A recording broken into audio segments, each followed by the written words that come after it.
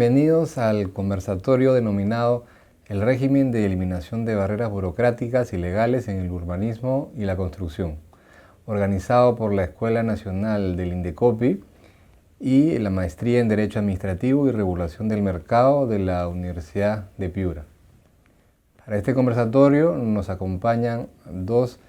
expositores de renombre y prestigio, el doctor Orlando Viñolo Cueva. Él es doctor en Derecho por la Universidad de Zaragoza, España, abogado por la Universidad de Piura,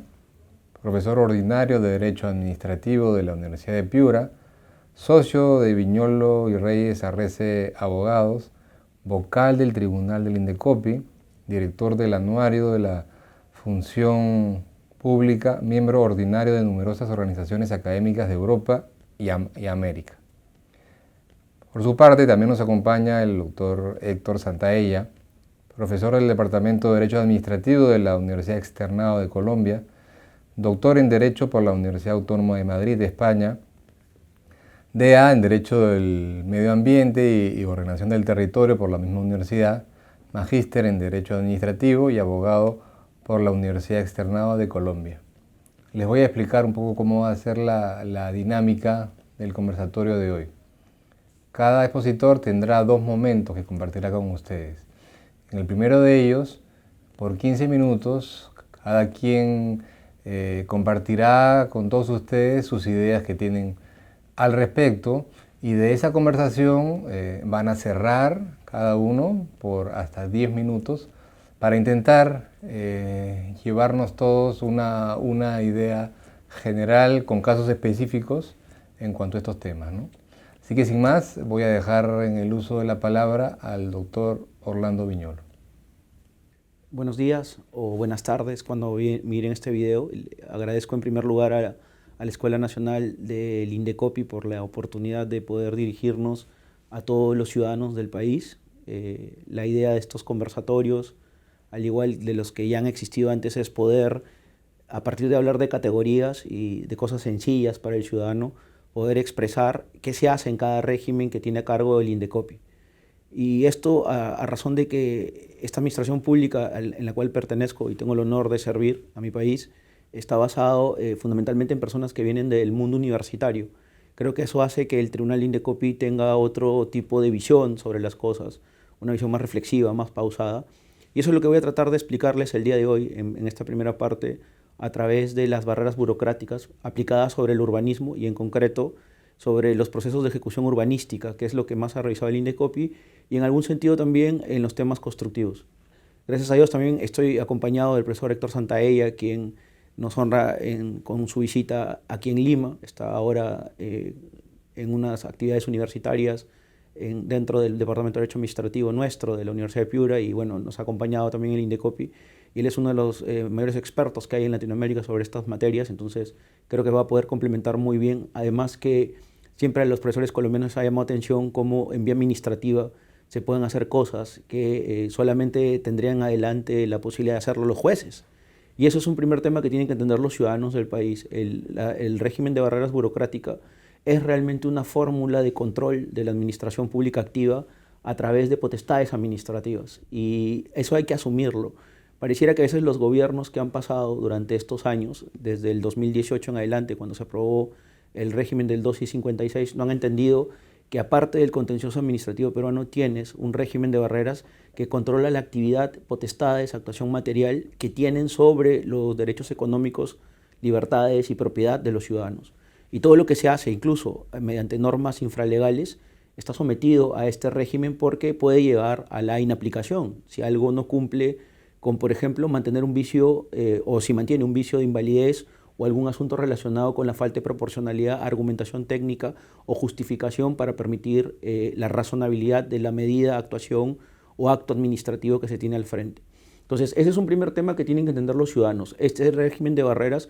no es un asunto menor, es realmente un gran poder que tiene entre manos el Tribunal de Indecopi y los órganos resolutivos como la CEP, la Comisión de Eliminación de Barreras Burocráticas. Y evidentemente, por cómo lo ha diseñado el legislador, está pensado en una visión bastante amplia. No solamente trata de materias tradicionales como la competencia o los asuntos de intercambio básicos en los mercados.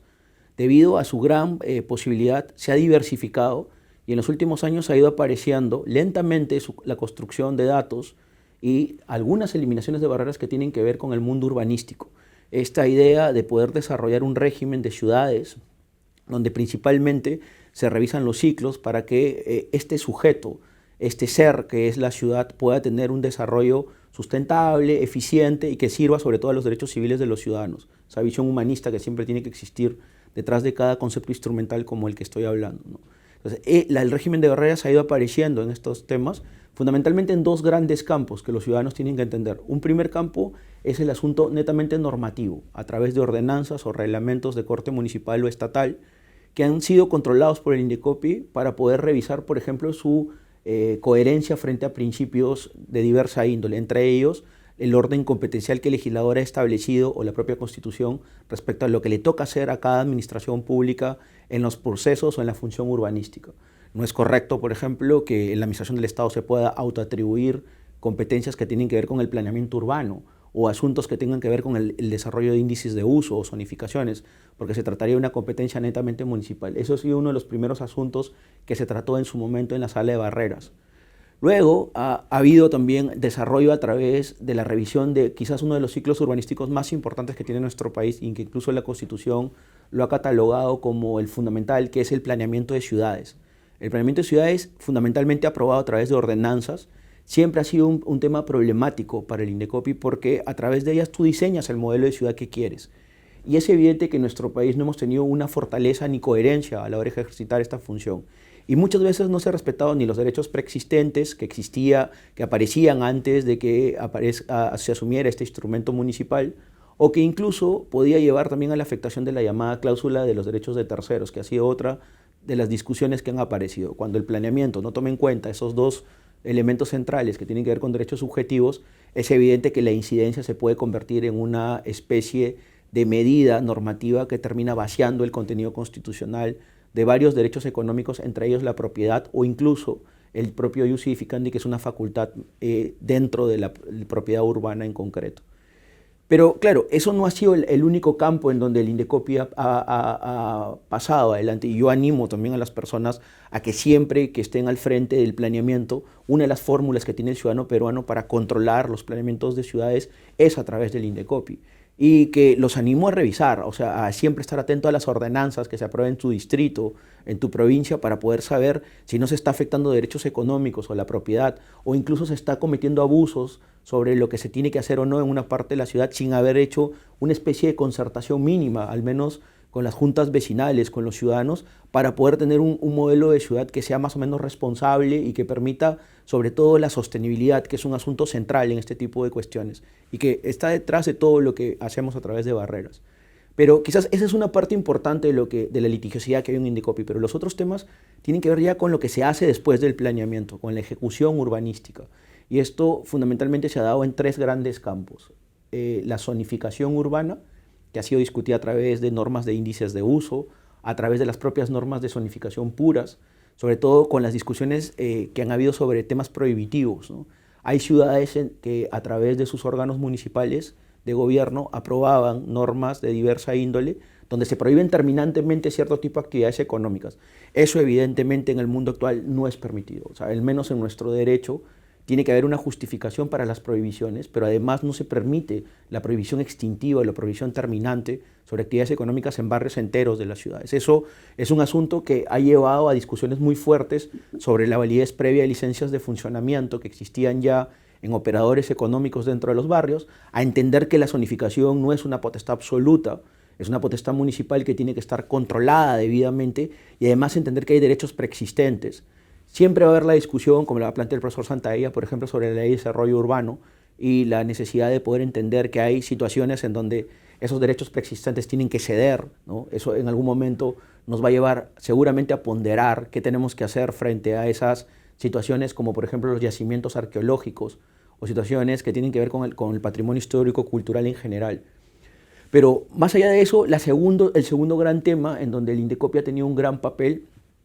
sobre todo para tratar de ordenar, ha sido los asuntos que tienen que ver con el desarrollo de los títulos habilitantes urbanísticos, en concreto las licencias de edificación. Y en eso se ha sido muy estricto a la hora de poder plantear la revisión de requisitos y pago de tasas. El INDECOPI tiene una gran campaña y que creo que los ciudadanos tienen que asumirla. La campaña es por estandarizar los precios, por buscar que esos precios que la administración cobra a través del principio de igualdad ante las cargas públicas tengan de alguna manera la aplicación de la metodología de cálculo que tiene la Presidencia del Consejo de Ministros aprobada a través de un reglamento, y que esos montos además sean públicos, sean transparentes y que no signifiquen de alguna manera una especie de meterle la mano al bolsillo del ciudadano a través del cobro de derechos de trámite o tasas que no tienen ningún tipo de justificación. En eso el INDECOPI ha tenido un gran papel a través de la lucha contra esa informalidad que habían de precios públicos, a la lucha contra esta especie de falta de transparencia que había para poder mostrar las cuantías, ¿no?, que tenía cada componente de un precio de derecho a trámite o tasa, y sobre todo para tratar que las administraciones en general tengan un estándar y una forma de publicitar lo que hacen, y sobre todo el respeto por el instrumento más relevante de publicidad que tienen los procedimientos urbanísticos y en general los procedimientos administrativos, que es el TUPA, ¿no?, el Texto Único de Procedimientos Administrativos, que se tiene que convertir en un mecanismo real de muestra de todo lo que hace la administración pública de manera jurídica, incluyendo en el mundo urbanístico. Entonces ese segundo rubro ha sido una lucha tenaz de parte del INDECOPI para permitir que las administraciones locales, regionales y estatales asuman que en la función urbanística tiene que existir la aplicación de la simplificación y la publicidad máxima que se pueda. Pero también dentro de los propios títulos habilitantes, sobre todo en las licencias de construcción y de funcionamiento, ha habido muchos litigios muy particulares, sobre todo en el ejercicio del derecho a la propiedad. En un momento determinado, la propiedad no fue tomada en cuenta por parte de la SEL, pero luego nos dimos cuenta en algún punto de la evolución que tiene todo órgano administrativo que resuelve, que la propiedad urbana tiene que convertirse en el gran elemento de discusión, sobre todo cuando tienes que realizar aprovechamientos de ella. En los usufructos y en concreto en el jus edificandi ha habido muchísima discusión dogmática que ha llevado finalmente a una postura central. La propiedad es un asunto que puede ser tratado por barreras burocráticas, y en concreto la propiedad inmobiliaria. Y ahí ya entra en juego todo el tema de la discusión de potestades urbanísticas con propiedad predial, que siempre va a llevar a discusiones sobre derechos preexistentes, sobre cuáles son las alturas máximas en jus edificandi, si por ejemplo una barrera irracional se basa en que el ejercicio de las alturas en una determinada localidad no está bien justificado en la ordenanza correspondiente, con lo cual se exige que la administración municipal pueda motivar bien si va a hacer cambios en la legislación urbanística, y sobre todo un tema que ha sido muy interesante, el aprovechamiento de profundidad de la propiedad predial, el aprovechamiento subterráneo, que eso hasta ahora en Perú no había sido tratado. Creo que es la primera vez que una administración pública toma en serio el urbanismo subsuperficiario. Entonces, de alguna manera el INDECOPI ha ayudado a que otras áreas del derecho administrativo peruano se desarrollen, y creo que el camino todavía es largo, pero vamos a seguir adelante. Bien, a continuación dejo en el uso de la palabra al doctor Héctor Santaella, hasta por 15 minutos.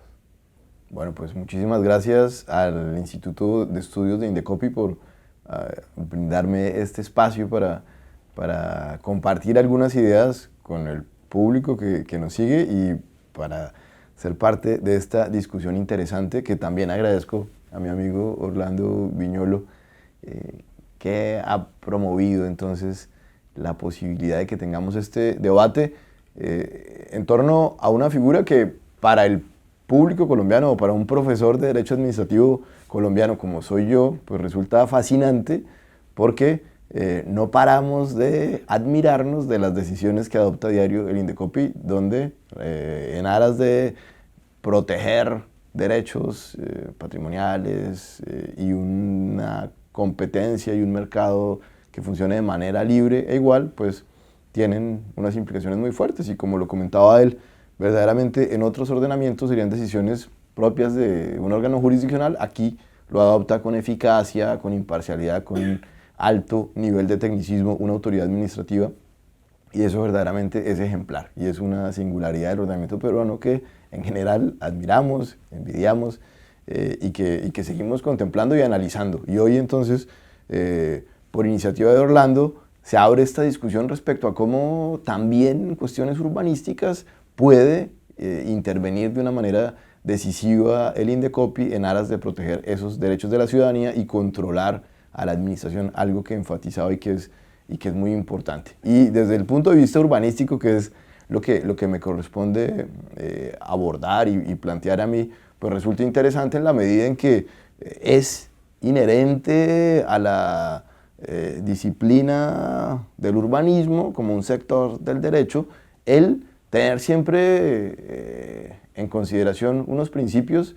que llevan a verlo como algo no tan compatible con esa idea que él comentaba hace unos minutos del respeto a los derechos adquiridos, y algo que es una preocupación constante del derecho público y del derecho en general, y es el reconocimiento y la garantía de los derechos adquiridos. En este campo empieza a cobrar una dimensión diferente, a tener un carácter más flexible, fundamentalmente por unos principios que ya voy a comentar y que obligan a que en las situaciones en las que se presenta esa tensión entre intereses privados amparados por derechos adquiridos o por situaciones consolidadas, vamos a decir, y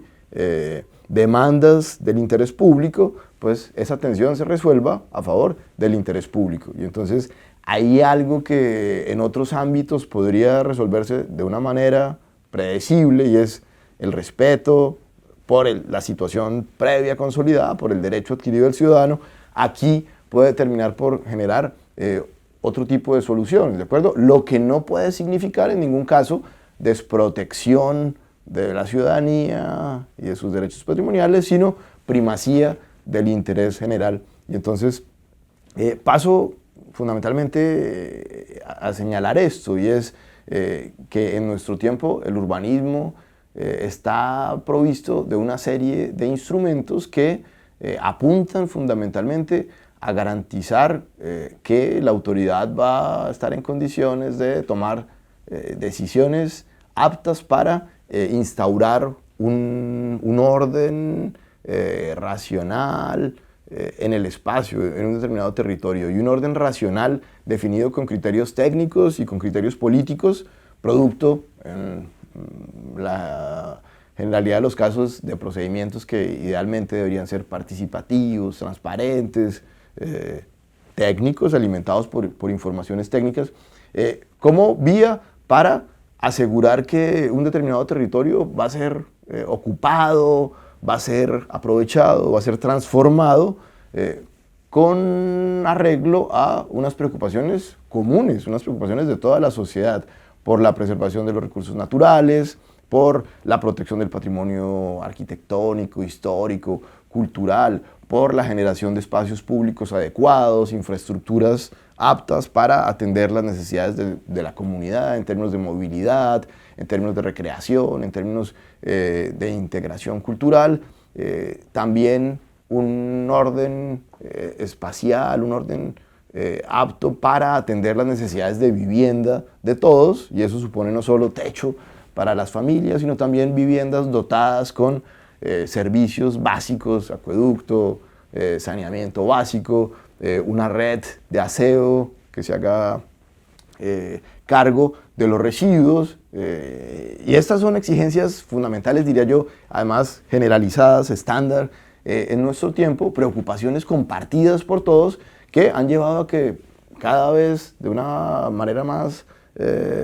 general podamos ver en Colombia, en Perú, en Ecuador, en Chile, en Brasil, unas reglas urbanísticas, unas reglas que reconocen a las autoridades esencialmente locales estas facultades para tomar esa clase de decisiones. Y eso, naturalmente, pues además de tener esa legitimidad social de la que hablamos y que se ve formalizada en reglas legales que reconocen esas competencias y le dicen a las autoridades, ustedes pueden hacer esto, ustedes deben hacer esto, porque queremos preservar nuestros recursos naturales, nuestro patrimonio histórico-cultural, queremos tener espacios públicos destinados al aprovechamiento de todos. Pues además de esto, pues lo que vemos es que la realidad misma lo demanda, ¿de acuerdo? Y nuestra actualidad de crisis ambiental, de un crecimiento de la población, de unas restricciones fuertes de nuestros mercados de vivienda, de una debilidad social y económica de capas notables de la población, de una megadiversidad que en los países latinoamericanos es un patrimonio común de todos nosotros, en casos como el de Perú, de esa gran riqueza arqueológica, pues naturalmente todo esto nos lleva a decir, sí, sí, queremos esto y queremos que estas autoridades tengan esas facultades, pero de nuevo, eso evidentemente incide, impacta dentro de la esfera de derechos individuales. No podemos tener todo al mismo tiempo. No podemos tener protección de nuestros recursos naturales, de nuestro patrimonio arqueológico. No podemos preocuparnos por construir ciudades que se desarrollen de una manera ordenada y que brinden calidad de vida y espacios públicos a la ciudadanía, que ofrezcan una infraestructura de transporte adecuada para las demandas de nuestro tiempo, pero al mismo tiempo seguir operando con supuestos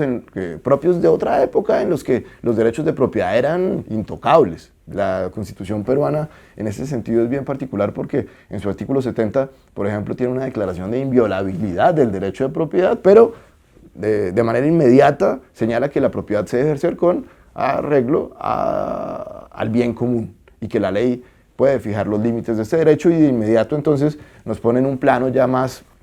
acorde con lo que se observa en los ordenamientos constitucionales de otros países, y es la propiedad privada es esencial dentro de nuestro modelo social porque ha sido y es fundamental para el tráfico económico y para la estructuración de nuestra sociedad, pero está lejos ya hoy por hoy de ser un derecho absoluto. Y en ese orden de ideas,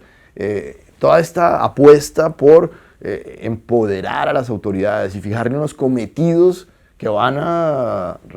suponer, reconocerles unos poderes de toma de decisión fuertes, necesariamente tendrán repercusiones sobre el derecho de propiedad. Y entonces ahí es donde el propietario, y todos como ciudadanos debemos entender esto, la propiedad ya no representa lo que pudo suponer en otro tiempo, y la autoridad tiene esa capacidad de limitar mi derecho en aras de amparar intereses generales. Y por esa razón entonces, algo que en otro tiempo pudo haber resultado muy problemático, que para yo desarrollar mi predio me obliguen a hacer aportes al espacio público o asumir la carga de desarrollar vías, o que me limiten mi derecho de edificación y me pongan un límite en pisos, o que me limiten la capacidad de decidir cuál va a ser el destino de la edificación que voy a desarrollar. Pues algo que en otro tiempo pudo resultar inaceptable y problemático, a día de hoy lo tenemos que asumir con cierta naturalidad. Esto naturalmente no quiere decir que las autoridades puedan obrar de manera arbitraria y adoptar cualquier tipo de decisión. Como lo señalaba el profesor Viñolo, hay ahí unas limitaciones muy significativas, pero lo que innegablemente supone es que la propiedad está garantizada, es reconocida como un derecho, pero no un derecho absoluto. Es un derecho que se reconoce y garantiza en cuanto sirva y sea compatible con los intereses generales. Esa integración no podemos negarla. Y en ese orden de ideas,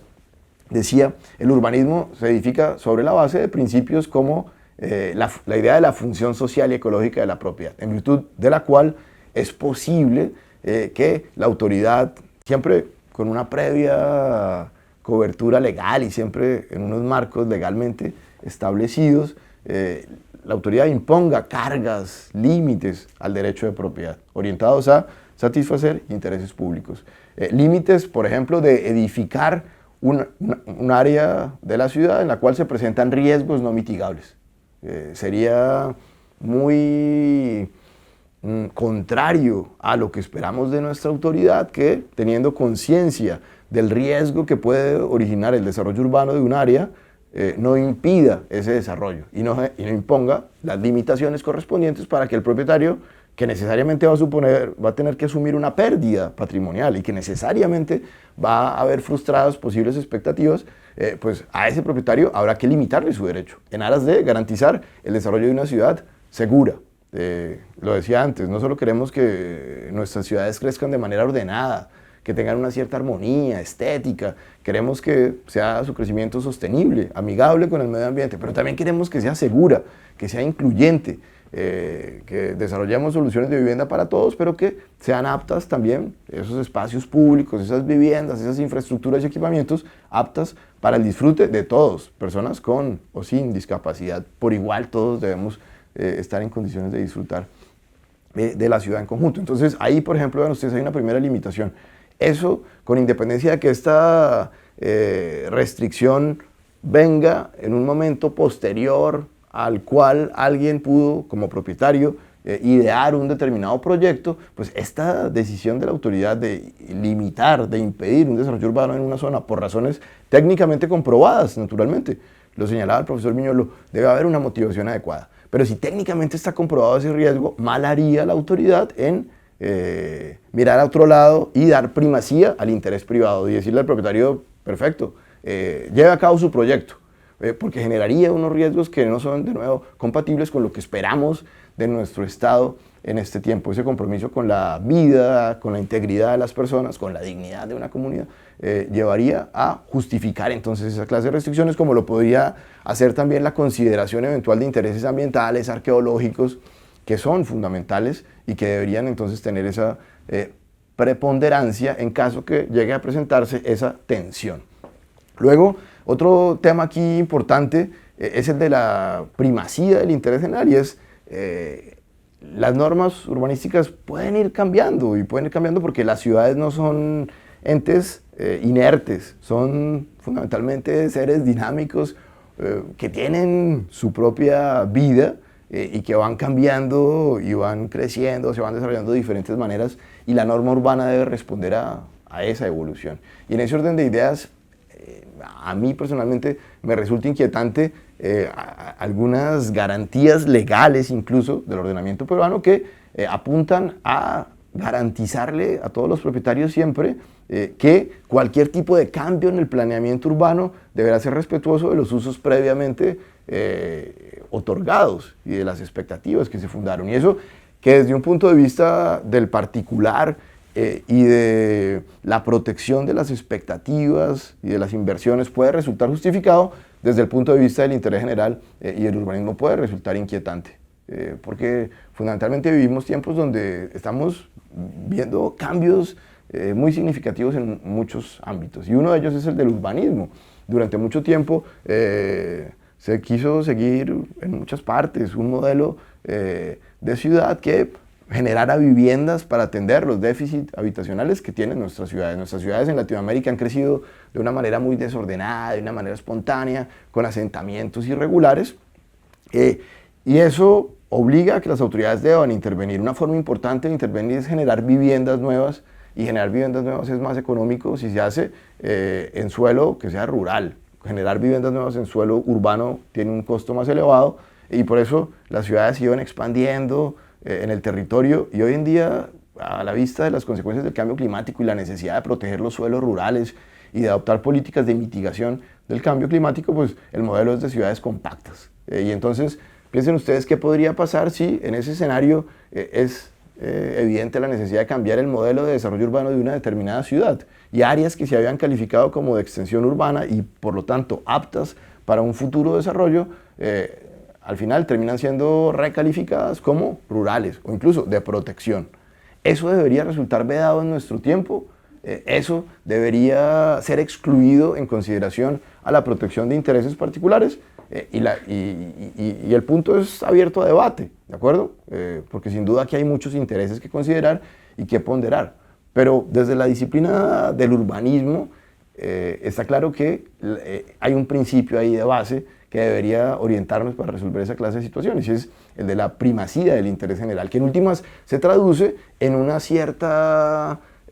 revisabilidad de las normas urbanas, siempre con miras a atender y a privilegiar esos intereses generales que pueden estar de por medio. Lo que, y con esto ya termino, no significa de ninguna manera que la autoridad pueda cambiar las reglas de manera caprichosa, y entonces de súbito modificar una determinada regulación que había promovido y permitido un desarrollo, cambiarlo de tajo y obligar, ignorar aquello que ya se había desarrollado con amparo en normas jurídicas, y obligar a que se desmonte o que se frustre. Eso en principio debería siempre tener unas reglas de transición que permitan amortiguar los efectos de esos cambios normativos, o en últimas debería ir acompañado de compensaciones, debería generar alguna suerte de responsabilidad patrimonial del Estado, y creo que de eso vamos a hablar enseguida. Bien, con todas estas ideas que se han generado en nuestra primera parte, muchas de las cuales giran en torno a esta relación, o tensión o pugna entre el interés público y el interés privado, Ahora nuestros expositores van a tener la posibilidad de cerrar, ¿no? De cerrar este conversatorio, cada uno, hasta por 10 minutos. Les doy el pase respectivo. Bueno, muchas gracias por el pase. Creo que muchos problemas en derecho, sobre todo cuando hay conflictos sobre temas de incertidumbre, como los que se dan en el mundo urbanístico y en concreto en la construcción, se resuelven teniendo las categorías claras. Y eso me parece que en Perú nunca lo hemos hecho. O sea, lamentablemente no se ha definido bien qué es la propiedad urbana, no se ha definido bien qué es la función social de la propiedad urbana. Hasta ahora, creo, no ha existido un gran trabajo de parte del mundo civil, predial, registral y administrativo de poder entender cuáles son las obligaciones que tiene el propietario en la ciudad. Y algo que nos llamó la atención mucho en la CEL es no tener claro cuál es la noción de ciudad. En Perú se utiliza un concepto, y eso sale un poco de barreras, pero creo que es necesario que el ciudadano lo entienda. Es un concepto básicamente numérico, es un número de población que hay asentada en un determinado territorio, sin entender que las ciudades puede tener otras visiones, otras tesis, ¿no? Yo defiendo mucho esta idea de ciudad como una mezcla entre bienes públicos con cuñas de propiedad privada predial, ¿no? Y con ciertos elementos que tienen a la vida urbana como el corazón de la ciudad, ¿no? Defiendo acá mucho esta idea que en parte Héctor también la plantea detrás de sus exposiciones, que es de que los bienes demaniales tienen un gran papel en la ciudad y por eso hay una especie de primacía del interés público, porque la ciudad es un objetivo común, es una aspiración de muchos ciudadanos que tratan de ejercitar en una coexistencia mínimamente pacífica y asentada dentro de esos bienes demaniales y propiedad privada un montón de derechos. No estamos hablando de los derechos no solamente económicos, sino de los derechos más relevantes que puede tener la persona por ser digna, ¿no? Entonces, por eso es que la necesidad de que tanto el constructor, el edificador, el que hace planeamiento, el que asume también la necesidad de poder entender cómo se aprovecha desde el mundo de la cultura la propiedad, asuma que tiene que obligatoriamente tener dentro de su operación, si tiene incidencia sobre todo económica, que tiene que llevar a una compatibilización. No hay forma de poder asumir solamente una especie de exigencia por encima. Tiene que haber la necesidad de siempre tratar a toda costa de tener filtros para compatibilizar. Entonces, el interés público urbanístico con el derecho a la propiedad tienen que existir mutuamente, tienen que asumirse. Si ya no se puede, y el interés público urbanístico tiene que primar, como plantea el profesor Santaella, pues existen técnicas en derecho administrativo para poder aplicarlas. Por ejemplo, la expropiación. O sea, si la propiedad privada se convierte en un problema, más que tratar de limitarla al máximo para hacerla desaparecer en su contenido, busquemos la expropiación para el ensanchamiento, busquemos la transferencia de bienes públicos, que a veces eso es un gran problema entre la propiedad demanial, ¿no? La propiedad pública demanial. Pero las municipalidades, los gobiernos regionales a veces no hacen eso y tratan de hacer vivir una propiedad que se vuelve un problema para el interés público. Y generan a continuación algo que, por ejemplo, se conoce como latencia expropiatoria. Colocan en el planeamiento que un día van a eliminar una propiedad, va a dejar de existir una propiedad predial, pero nunca señalan cuándo se va a iniciar la ley expropiatoria, pero no le entregan a continuación licencias edificatorias. Eso no se puede permitir, o sea, tiene que haber un punto medio en donde, dejando de existir esa propiedad predial, sirva al interés público, pero se traslade del 70 de la Constitución a un justo y precio expropiatorio. Entonces, a veces nuestra administración pública trata de ahorrar donde no se debe. Y ese es el gran tema que me parece la CEL ha tratado de proteger, porque tratamos de construir una teoría de la propiedad urbana, que me parece que está detrás de varios de los actos administrativos resolutivos que se han ido aprobando en nuestra sala y también en la SEP. Pero en segundo lugar, la compatibilización como elemento central también tiene que llevar a entender al propietario que hay obligaciones que cumplir. Y por ejemplo, cuando uno reconoce y trata de asumir una transferencia de propiedad, van a haber cargas, obligaciones, en general deberes que tienes que cumplir por la función social de la propiedad. Y eso a veces pareciera que en nuestro país no se asume, ¿no? Esto se ha discutido mucho, sobre todo cuando en algún momento se trataba de admitir o no denuncias que se referían a personas privadas que no se dedicaban a la construcción. En algún punto el INDECOPI dijo, solamente empresarios inmobiliarios son los que pueden venir a discutir temas de barreras, pero en la actualidad eso ha sido superado porque se entiende que el propietario también tiene deberes que puede discutir, siendo una propiedad individual que no se dedica al negocio en general, ni urbanístico ni inmobiliario. Entonces, esto ha abierto el campo para, por ejemplo, clasificar los deberes. ¿Qué deberes exactamente tiene un propietario urbano? Varios. Desde los deberes de convivencia hasta los deberes que surgen del planeamiento. Existen también deberes que tienen que ver con legislación sectorial como la propiedad horizontal, que por ejemplo eso no se puede colocar como una especie de barrera, uno tiene que asumirlo, es parte del en vez del derecho subjetivo, ¿no? Y evidentemente trata de cubrir esta idea que la Constitución ha dejado en manos, sobre todo la legislación municipal y cierta legislación sectorial, de lo que implica el tema obligacional de ser propietario. Esto creo que es la clave para poder asumir las cosas con equilibrio, porque a veces hay personas que entienden que denunciar barreras implica creer que toda carga urbanística, que toda modalidad de imposición de una obligación es necesariamente una barrera irracional, y no es así. En el fondo, y esto es algo que viene del correcto entendimiento de lo que está en nuestro Código Civil, es asumir que el derecho de la propiedad ahora ya no solamente es lo que dice tu título de propiedad registral, ni tampoco es solamente lo que pueda surgir del contrato de compraventa o las formas de adquisición, es también revisar todas las fuentes municipales aplicables al predio. Es también necesariamente revisar qué dice el planeamiento municipal, porque esa es la clave para poder entender cuál es la función social de la propiedad. Y sobre esa propiedad, entender qué proyecto de vida individual o empresarial puedes construir para poder saber hasta dónde puedes destinar esa propiedad a cosas que no sean contrarias al orden público urbanístico y por tanto luego no meterte en un problema. Si tú quieres hacer un negocio en una ciudad, tienes que entender cuáles son los índices de uso. Tienes que asumir qué se puede hacer en esa zona. Si es residencial, no puedes construir un hotel. No puedes dedicarlo a realizar un centro de esparcimiento, ni menos colocar una discoteca. O sea, tienes que asumir necesariamente que esa propiedad la puedes usar para temas de alquileres o arrendamientos en general para usos de vivienda residencial. O sea, la libertad de empresa tampoco es absoluta, la libertad de hacer negocios no es absoluta.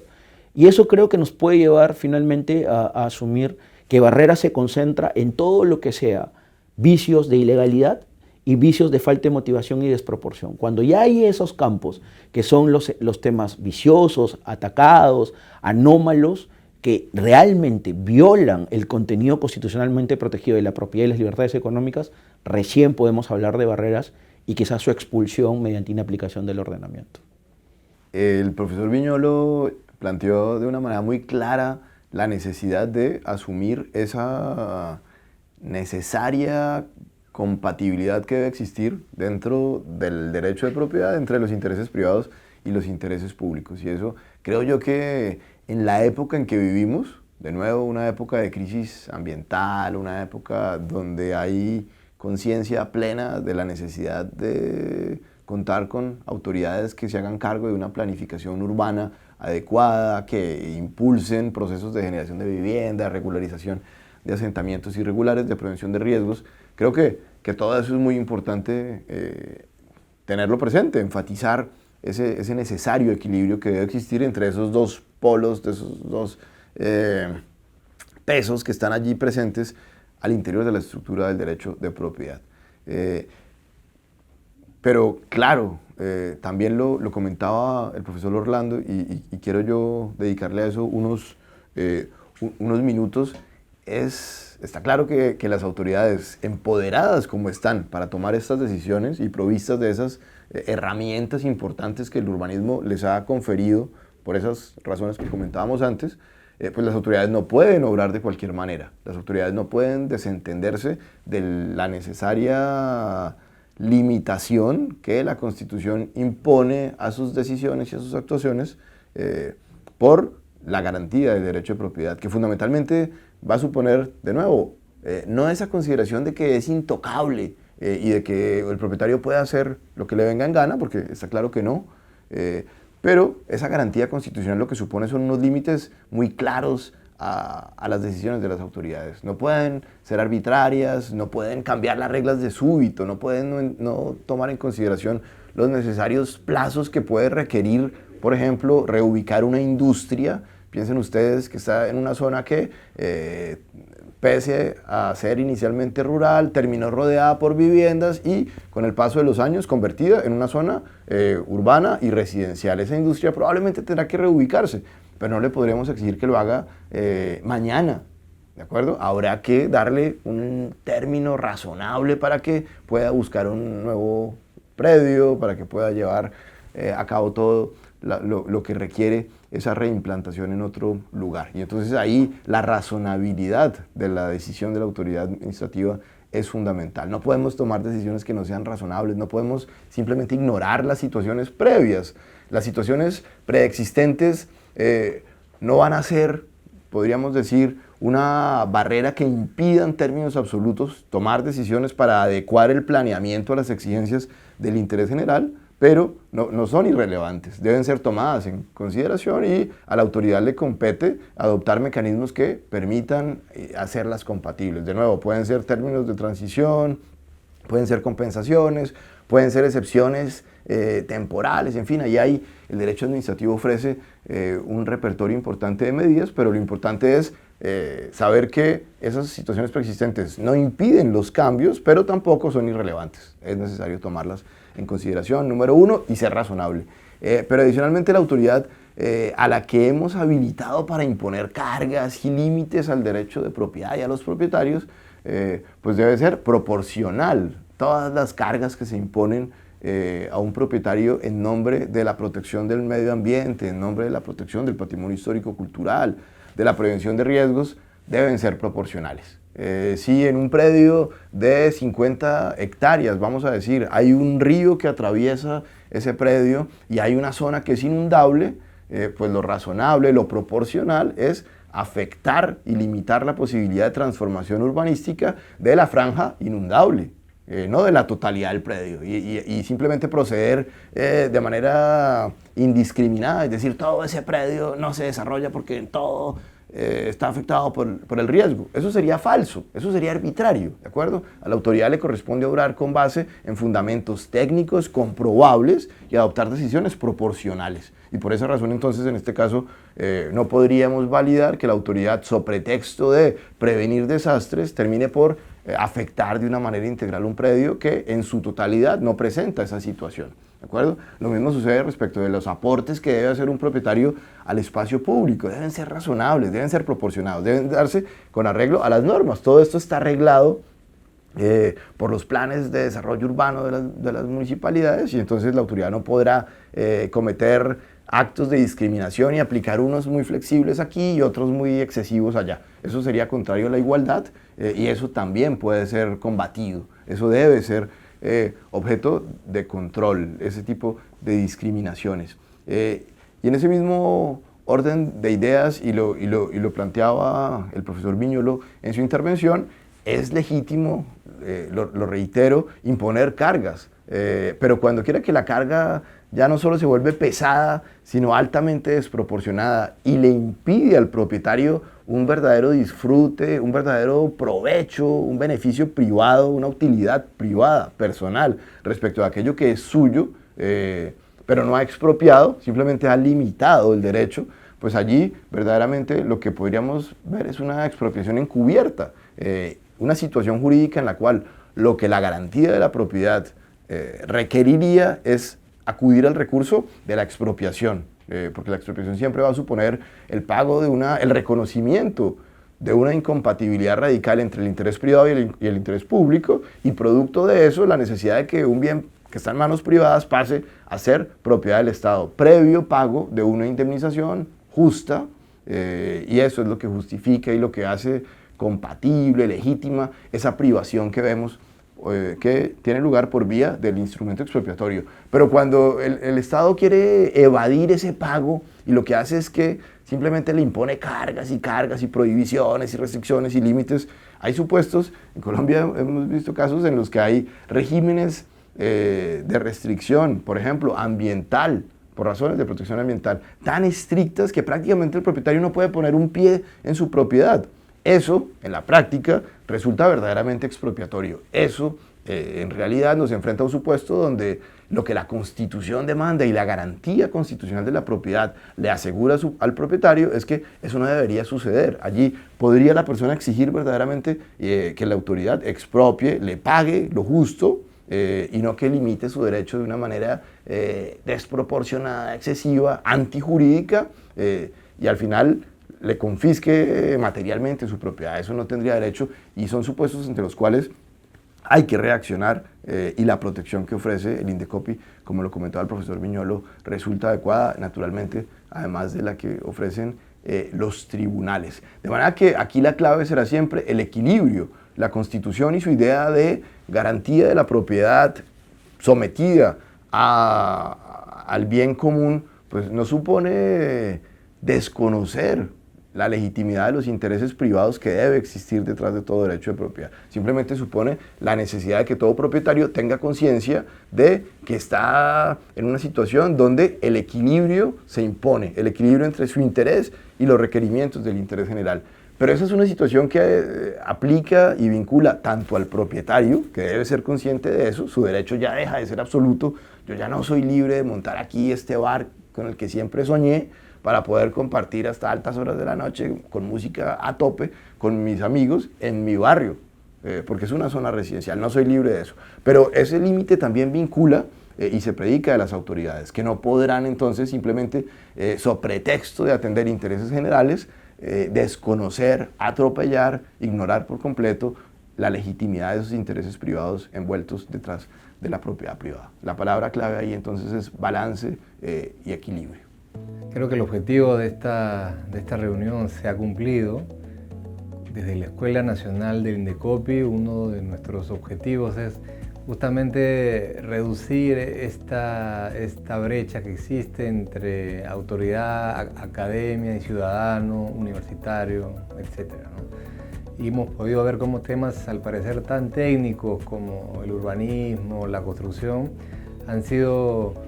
abordados de una manera muy sencilla, con ideas que no son sumamente conocidas y muy cercanas, ¿no? Ese es un poco lo que estamos intentando hacer. Espero que les haya servido esta jornada. Quiero agradecer de manera muy especial a Orlando y Héctor por este espacio con nosotros, y seguramente vamos a regresar con algún otro espacio para compartir con ustedes. Estuvo acompañándolos desde la moderación José Alfredo Pérez Duarte, director de la Escuela Nacional del Indecopi. Muchas gracias.